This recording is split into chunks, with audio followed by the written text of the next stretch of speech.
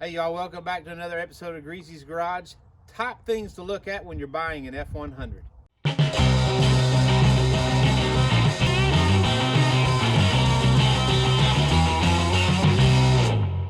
Hey guys, I want to do a video. Something I get a lot of questions about is, what do I look for when I start going looking for an F100? Now, I've got F100s parked out back and parts and pieces everywhere. So we're going to go around some of those things. I'm going to show you some things to look for. Some things you should be looking for is body mounts. And I'll show you examples of all this. Body mounts, cab mounts, bed mounts, what kind of shapes the bed floor in. The specific body panels on these, some rust out worse than others, and I can show you that by proof as well.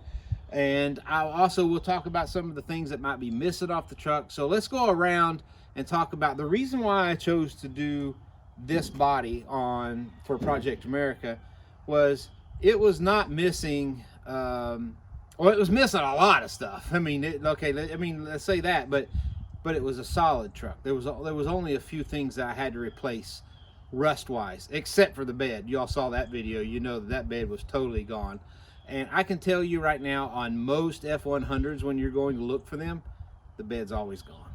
It almost always is. These trucks have been used. They weren't made for us to be hot rodding them or driving them like we are today. They were made to be on the farm, carrying hay, grain, whatever.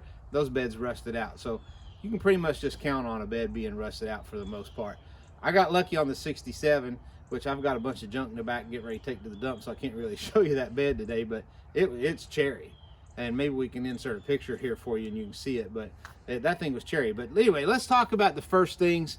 I'm gonna take you out back and show you on a couple of the trucks that I have out back. I've got a 64 and a 75, and I got a 67 back there, and a frame and stuff. And we'll show you some of the things to look for when you're going to buy an F100. Guys, number one thing you need to look at when you look on these F100s, if you're not really skilled and a fabricator, there we go, or a welder, you want to look at body mounts, cab mounts especially. This is a 75. These cab mounts here are really in good shape. You can see the floor is not such in great shape, but the cab mounts were in great shape. I didn't do this. Somebody's already replaced this floor pan over here, but the cab mount is in good shape. And then the rear cab mounts are right here. They're in really good shape. Okay, so those are the first things. And on the beds, you can see a bed here, right here. You can see that it's rotted out. I told you they all rot out.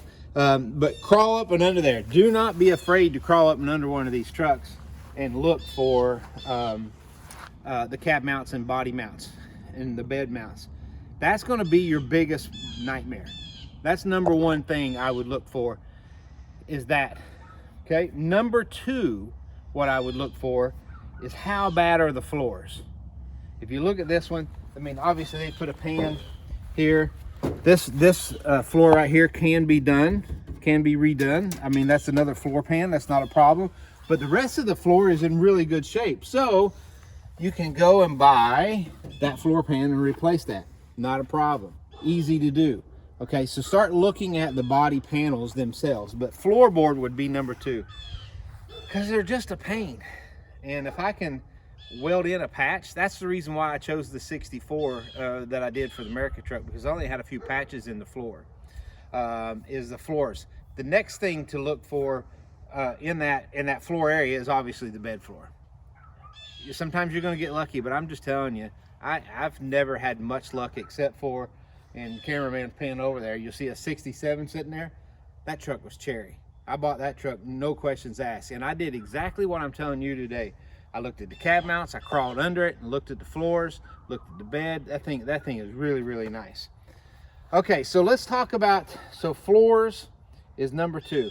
Let's talk about body panels themselves. So here's the really bad areas on these trucks, and for some reason it seems to be, no matter what year it is. Number one bad thing right here is, look at this hood.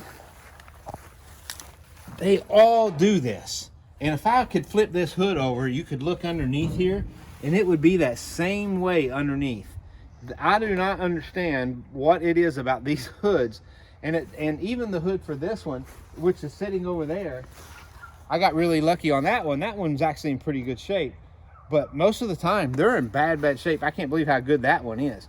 But these body panels, the next place to look for, and let's take you over here to this truck. All right, so I brought you over. Here's another 64 I have, a slick side.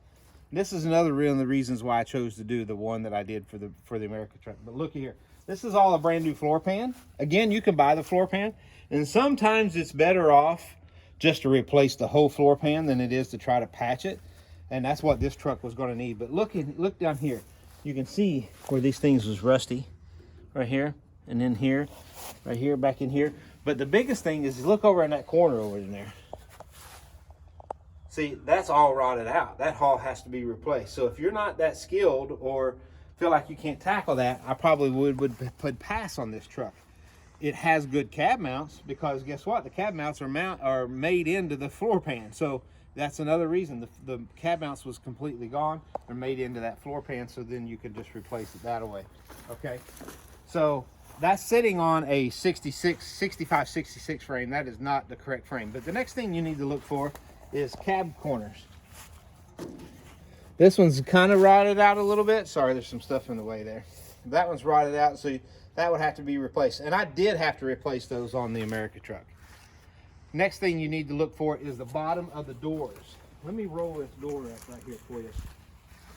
These doors are notorious for rotting out right here, along in here. And this one's good. This one is really good. But even on the America truck, it wasn't this good. And then they start to rot out here. And I guess it's because I left it sitting in the mud there. But we're getting ready to move all this stuff and do a bunch of graveling. So that's why it's all sitting out right now. But that's another place to look at the bottom of those doors and make sure that that's not completely not rotted out. All right, next thing you should take a look at now, obviously you're probably going to be looking at a full truck that's together, right? So you may have to crawl under there. The nice thing about these with stock suspension, they're this high off the ground. It always seems like, so it's easy to climb under. But crawl under, look for places where leaves and dirt and mud can hide. Like under these cross members. If you show them right there, see there's even some right in there, in that cross member right there. So you want to make sure that's not rotted out. That's kind of the places I start to look for, is in there. But you could just give a general overall look.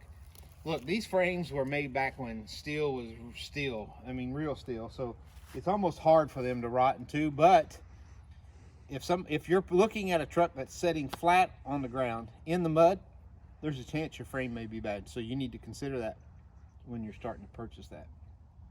All right, so I brought you over here to my 67. And I'm going to show you the reason why I bought this truck. First of all, cab is in great shape. Our bed is in great shape. Cab is in great shape. No cab corners needed. Things like that. If you look in here, always look at your door panels. Okay, look how awesome and cherry that is right there. As good it is. Underneath my doors are perfect. I love that. That's all just all together. Look for options. Sometimes options. A 67, if you don't know, is a 1 year off because of the.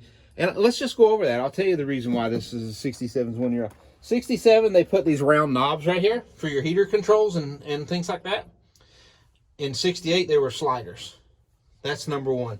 Number two is the doors open just like they do on the 64 and back with this. In 68, they went to that clamshell style right there. Trim pieces are thinner. That's one of the other things on the outside. The body style itself is pretty much the same. It's just different styles that they've done, especially like on these door panels and things. But anyway, look for options on things that's maybe a little bit more rare. Like that's a factory, not a factory, sorry, a dealer installed air conditioning. Now it doesn't work, but I'm going to try to make it work. All right. And then you got to have your custom accessories here, you know, game changer is what I tell my old buddy Sean. It's a game changer. Right there. Seats in great shape. Look at your interior. Headliner was there. This thing right here is awesome. Now, so let's talk about the exterior. I'm missing one trim piece right here. Okay, missing that one trim piece. Remember, 67 is 1 year for that trim piece. Only 1 year. That can be bought though. That can be bought. So I'm not too completely worried about it. But the bed, which I'm getting ready to haul a bunch of stuff to the trash, but you can see this thing is in great, awesome shape. Okay, so let's go up here and let's talk about something else. The reason why I bought this truck. Another reason why I bought this truck is because that's a brand new engine. The guy showed me, has the receipts for it and everything. And now it doesn't look like a brand new one, but they rebuilt that engine. And I got all the receipts. In 2023, they rebuilt that engine. Only thing I had to do to this truck when I got it back was rebuild the carburetor. And I had just a bunch of junk in it, so I just went through and put a kit in it.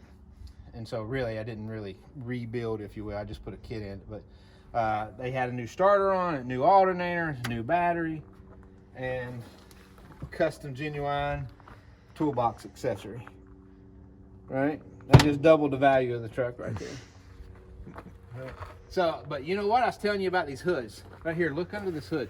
Even this hood here, as nice as this truck is, and this is really in good shape.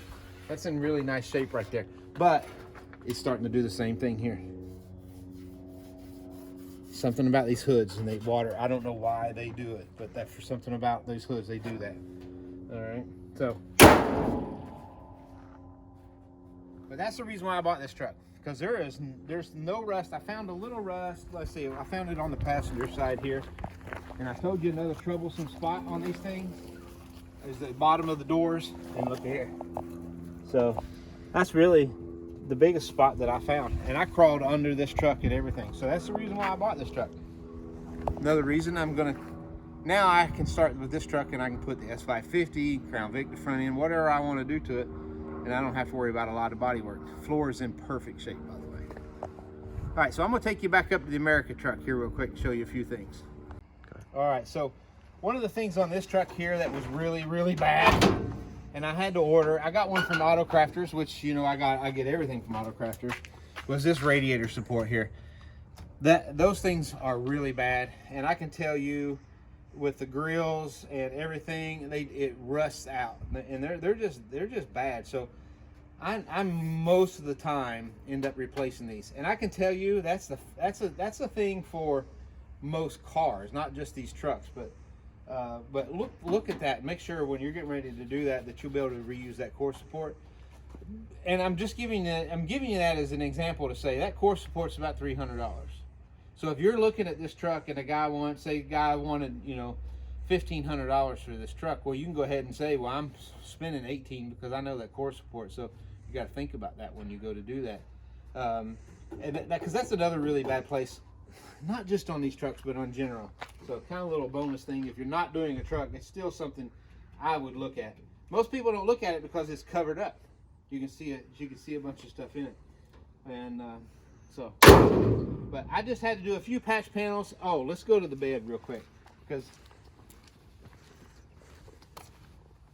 go back and watch that video if you haven't seen it. But if you look in the bed, I replaced that with Trex board, because the bed was completely gone. I had to go in and reframe it. This bed was gone. The bed mounts were gone. This thing was total. I had to fabricate and build this whole thing. So something else for you to look at. Got a cool little reserve gas tank in there. Yeah, I done a short on that, but I really like that. Run out of gas one night, my wife and I did, and I was like, that ain't happening again. All right, and it was my fault. Okay, I ran out of gas trying to make it to the next one. You know how that is. All right, so anyway, there's some of the things that I would look at when I'm buying. That's what I do look at when I'm buying an F100 or any car for that matter. But underneath them doors, that radiator support and those cab corners and those cab mounts, that's the most important thing in that frame. Everything else can be fixed. Floors, recapping here for you. The floors, yeah, if you got to replace the whole floors, you got to ask yourself if you're capable of doing that or if it just needs a few patches. I hate the floors. That's my worst part. I will skip a car sometimes because of floors. But anyway, love you, appreciate you. God bless you. Go down and hit that subscribe button. Hit that notification bell and go do your America.